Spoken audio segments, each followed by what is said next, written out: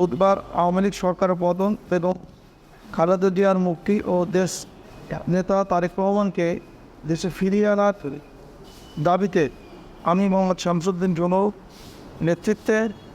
নেতৃত্বে একটি মোটরসাইকেল শোভাযাত্রা বের করি। আলফাডাঙ্গা বনমালী মধুখালী হয়ে মধুখালী আব্দুর রহমান টেকনিক্যাল কলেজের সামনে দিঘলিয়া বাজারে গেলে খন্দকার নাসিরুল ইসলাম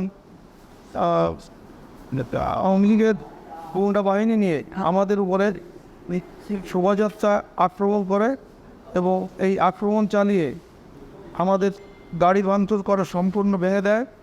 এই শোভাযাত্রায় আমার 23 জন নেতাকর্মী গুরুতর আহত হয় এবং পরবর্তীতে বড়বাড়ি ফিরে এলে দ্বিতীয় দফায় আমার ছাত্রদলের নেতা জুয়েলকে আহত করে এবং তাকে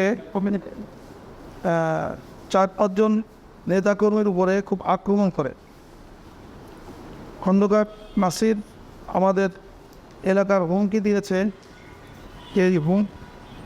তার হুকুমের বাইরে কেউ বিএনপি করতে পারবে না।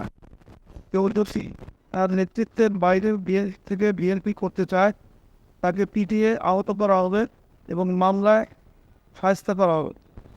আওয়ামী লীগের পরাজিত কুখ্যাত নেতাদের সাথে নিয়ে সে এই ধরনের হুমকি দিয়ে চলছেন।